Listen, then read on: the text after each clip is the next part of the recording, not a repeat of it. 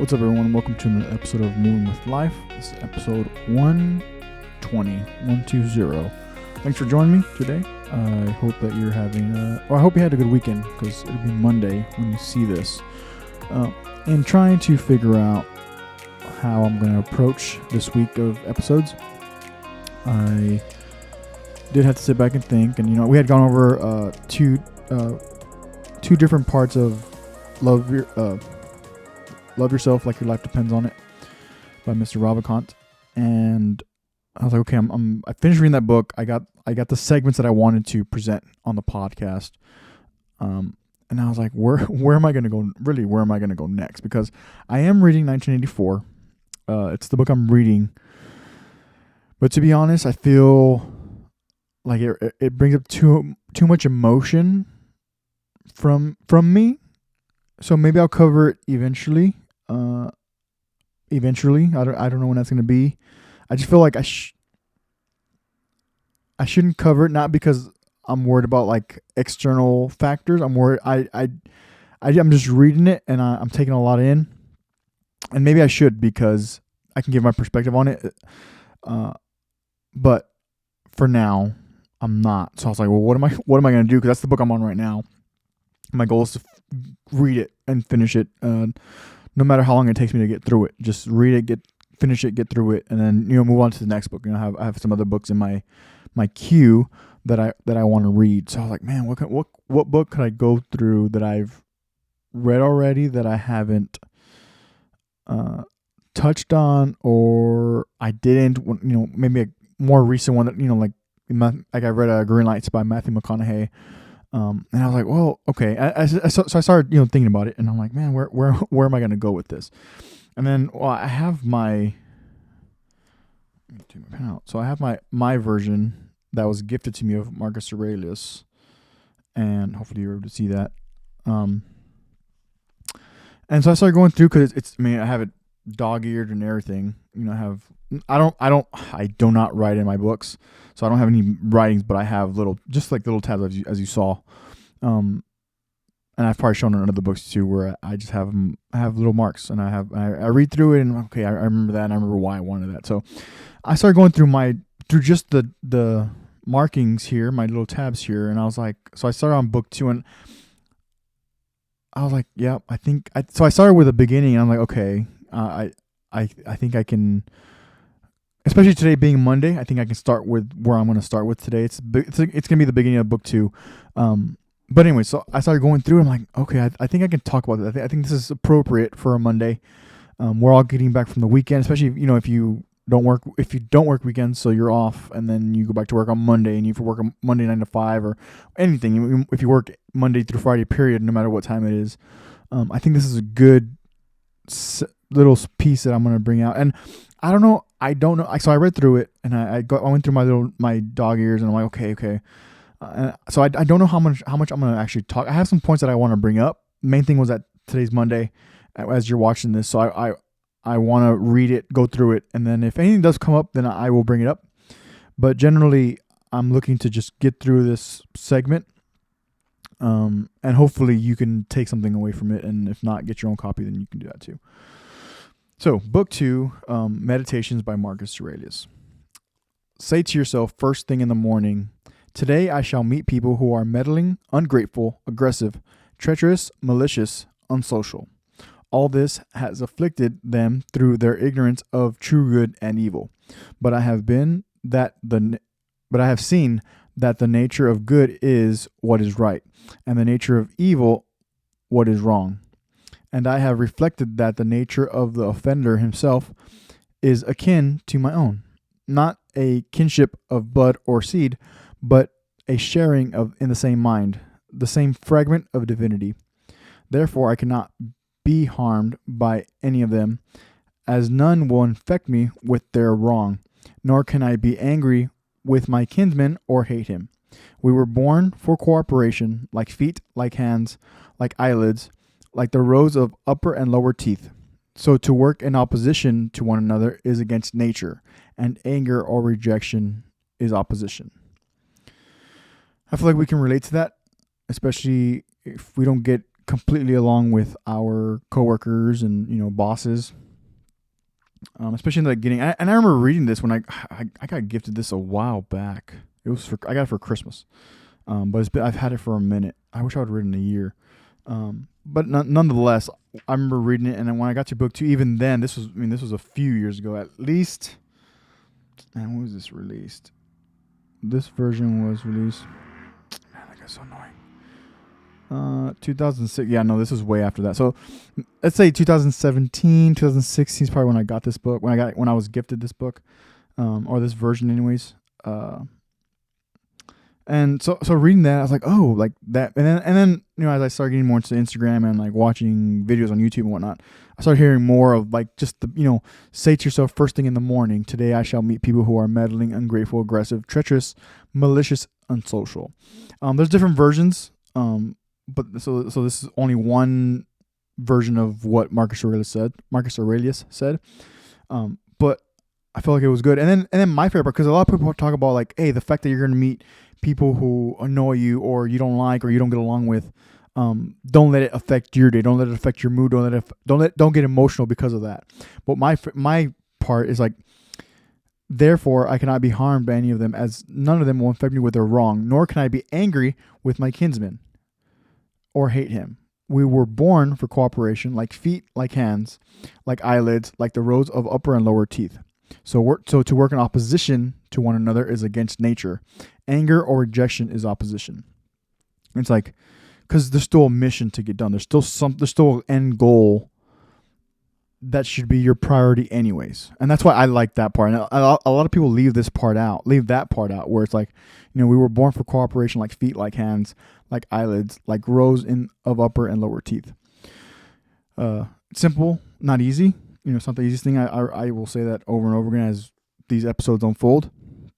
But I definitely want to leave in that part of like the fact of, hey, when you have a brother, yes, you fight like brothers and sisters, this and that.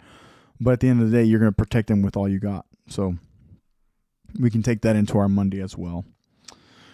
Next part. Whatever it is, this being of mine is made up of flesh, breath, and directing mind. Now the flesh you should disdain, blood, bones, a mere fabric, and network of nerves, veins, and arteries. Consider too what breath is. Wind, and not even a constant, but all the time being disgorged and sucked in again. That leaves the third part, the directing mind. Quit your books. No more hankering. This is not your gift. No. Think like this, as if you were on the point of death. You are old. Don't then let this directing mind of yours be enslaved any longer. No more jerking of strings of selfish impulse. No more disquiet at your present or suspicion of your future fate.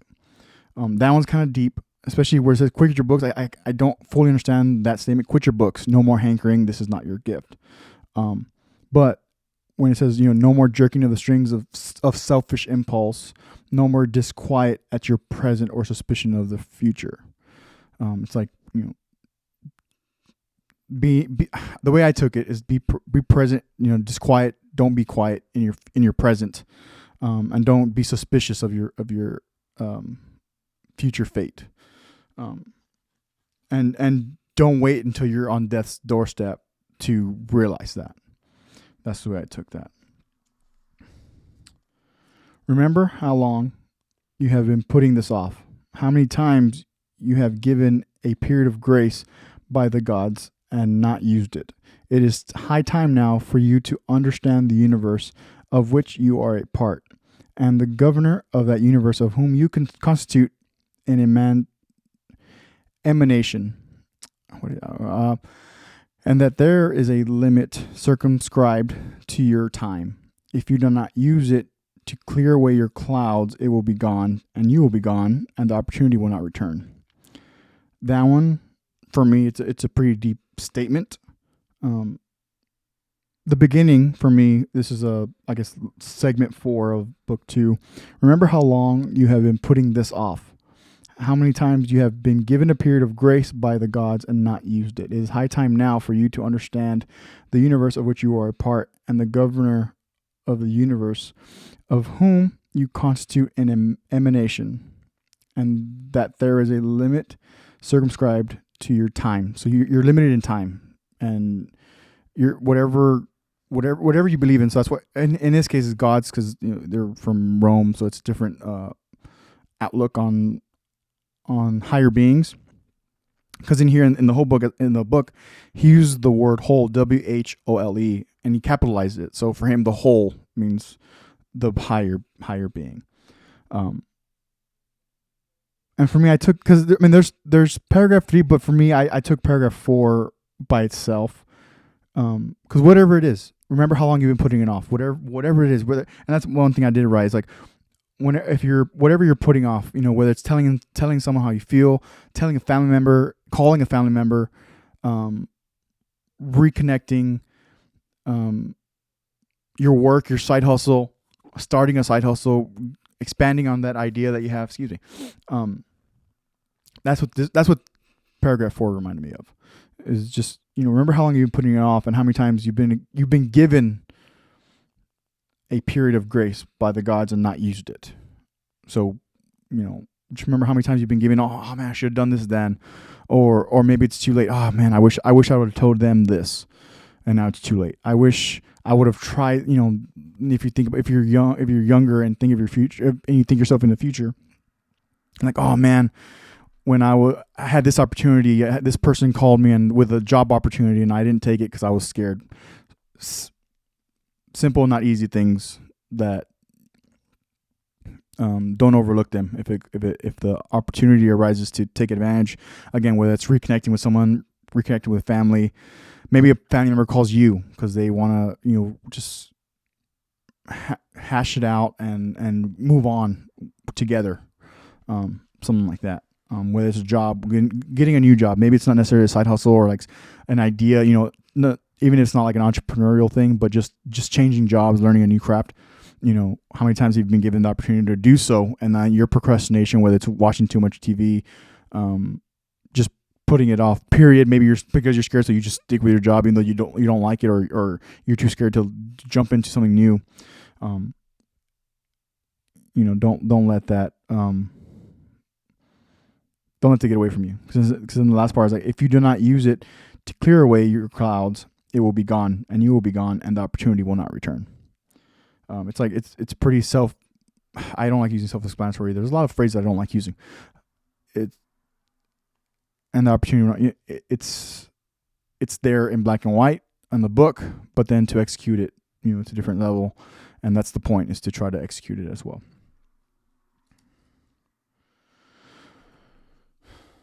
This one's for ourselves individually. Self-harm, my soul, you are doing self-harm, and you will have no more opportunity for self-respect. Life for each of us is a mere moment, and this life of yours is nearly over, while you still show yourself no honor, but let your own welfare depend on other people's soul. It's kind of self-explanatory. I'm gonna reread it. It's a short enough paragraph. It's paragraph 6 of book 2. Self-harm, my soul, you are doing self-harm. He's telling his soul, hey, you're harming yourself, and you will have no more opportunity for self-respect.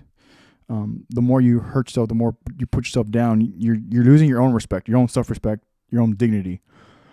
Life for each of us is a mere moment. I've mentioned that. And I feel it too. And this is before I even read this book. And there's probably a lot of it that has to do with this book as well. It's had a big impact on me. Just Marcus Aurelius and Stoicism in general. But life for each of us is a mere moment, and this life of yours is nearly over. When he wrote this book, he was older. He was journaling and writing and giving his last 2 cents. And who'd have thought that it turned into what it turned into now? And he didn't think about that, I'm pretty sure. But nonetheless, this life of yours is nearly over, while you still show yourself no honor, but you let your own welfare depend on other people's souls. So you let other people think for you, let other people make judgments for you, not judgments, decisions. You let too much external factors influence what you're gonna do, what's good for you, your self-respect. Maybe you let people. I'm trying to think. Maybe you you let people dictate too much of what you do in your daily life and your weekly life and your monthly life. And the fact that we live in a mere moment, it's like don't let keep your self-respect, respect others. That's that internal to external idea, but still you have to respect yourself as well. Paragraph 7, continuing with the external to internal, internal to external. Do externals tend to distract you? Then give yourself the space to learn some further good lesson and stop your wandering. That done, you must guard against the other sort of drift, those who are dead to life and have no aim for the direction of every impulse. More widely, every thought are drivellers indeed, as well as word. I'm actually going to look up drivellers because I don't know exactly what it means.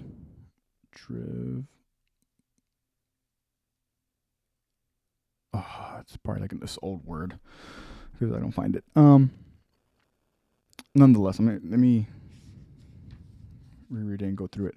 So do externals tend to distract you? Computers, internet, YouTube, Hulu, Netflix. I would even venture to say, work that you don't want to be at anymore. Give your space to learn some further good lesson and stop your wandering. That sense, I don't quite understand. I don't quite, just give yourself, so give yourself some space, maybe space from the externals to learn a good lesson and stop your wandering. For me, wandering means to just wander about, like to just kind of wander through existence. And so stop your wandering. He says that done, so once you get that done, you must guard against the other sort of drift, those who are dead to life. Those that are dead to life is like, bad things happen, and I'm speaking about it, and maybe my life hasn't been, or I haven't experienced so many terrible events as maybe you have,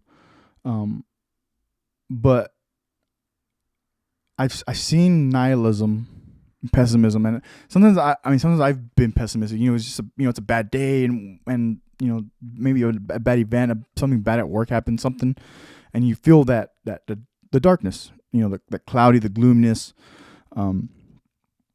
It says those who are dead to life and have no aim for the direction of every impulse, and more widely every thought, are drivellers indeed, as well as words. So drivellers, he's describing them. So you have wandering. So you're kind of just drifting through life, drifting through existence, and then he says drivellers is like another level.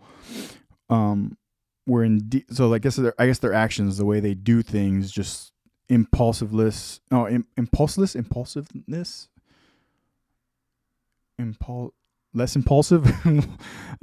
impulsive. Because when I saw dead to life and have no aim for direction, that just, to me, I think of nihilism. Because nihilism for me is, I would have to argue it's a step above pessimism. You have your pessimist that you're down. Pessimist and optimist, that's your dichotomy. But then nihilism is just to be like, well, we're gonna die anyway, so what's the point? And I know I've talked about that with Brian, and I'm trying to think of getting him on here again soon. But nihilism is that. It's like, oh, we're going to anyways. Why even try? It doesn't matter. No one cared about me, so why does it matter? No one cares about this thing, so why does it matter what I do for it? This isn't my computer. This is that person's computer. Why should I take care of it? That's just kind of a vague, not the best example, but definitely they don't care. Why should I care? That's nihilism. Yeah, that don't, and it's hard. I mean, there's like I said, like maybe I have my own experience, just like you have your own experience, and as time continues to just roll on, it's like sometimes it might be hard to get out of that hole, but with that, I think Stoicism is one of those things that I'm glad exists, because it definitely helps me just It doesn't help me bury my emotions. It just helps me like, okay, I am emotional. I'll take a deep breath. Maybe I need to step back a little bit. I'll detach myself, and then I'll be able to make a decision. And then and it doesn't always happen like that. I get told all the time, especially by family that know that I try to practice stoicism. I say I'm a novice stoic because there's always more to learn. I'm not always the best at it. I react. I'm a human being, so I am emotional as well sometimes. But with that, I try to just embrace the emotion, and then once I feel it calm down, my mind becomes rational again. I go and make that decision and try to execute on it. Okay, moving on.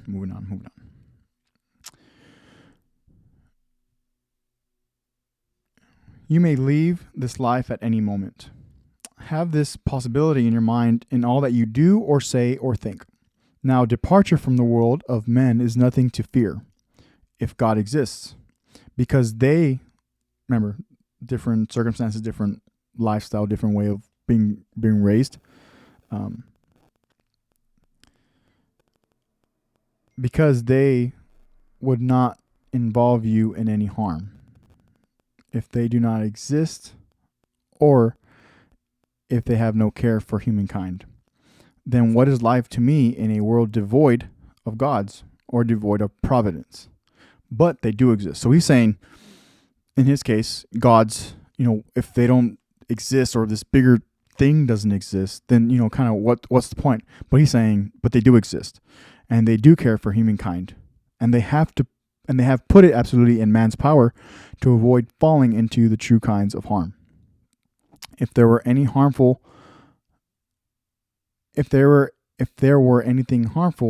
in the rest of experience, they would have provided for that too, to make it in everyone's power to avoid falling into it. And if something cannot make a human being worse, how could it make his life a worse life? It's a lot to take in. It's a lot. Even me as I'm reading, that's because I read it before I got on here, and I'm reading it out loud again. But they do exist, and they do care for mankind. So whatever your belief is, it exists.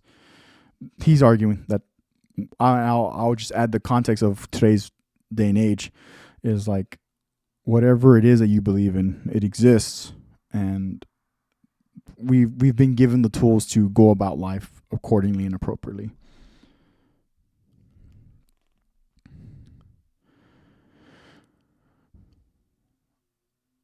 I'll skip down a little bit.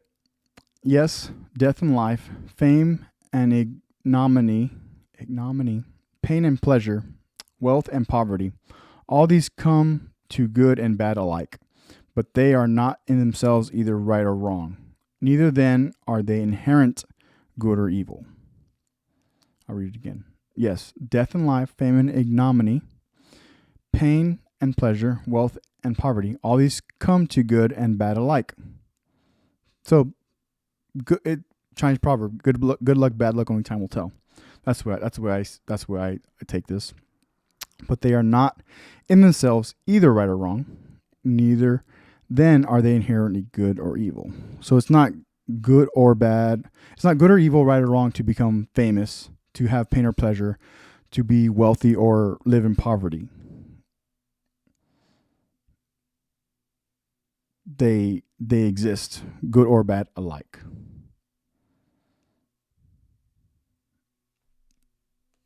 I don't have much to say about. I really don't have much to say about that.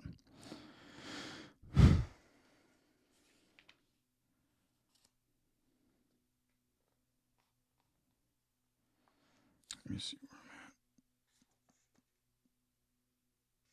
at. I think, how much time I left? 24. I think I'll end with the last part, because I had one more that I wanted to go over, but given our time for today, I'm going to go to paragraph 7 or segment 17 of book 2. In man's life, his time is a mere instant. His existence is flux, his perception fogged, his whole bodily composition rotting, his mind a worldly gig, his fortune unpredictable, his fame unclear. To put it shortly, all things of the body stream away like a river. All things of the mind are dreams and delusion. Life is warfare and a visit in a strange land. The only lasting fame is oblivion. What then can escort us on our way? One thing, and one thing only, philosophy. This consists in keeping the divinity within us inviolate, violate, and free from harm, master of pleasure and pain, doing nothing without aim, truth, or integrity, and independent of others' actions or failure to act. Further, accepting all that happens and is allotted to it as coming from what other source, which is its own origin, and at all times awaiting death with the glad confidence that is nothing more than the dissolution of the elements of which every living creature is composed. Now, if there is nothing fearful for the elements themselves in their constant changing of each into another, why should one look anxiously in prospect at the change and dissolution of them at all? This is in accordance with nature, and nothing harmful is in accordance with nature. Another deep breath, as I said last episode. That's a lot to take in.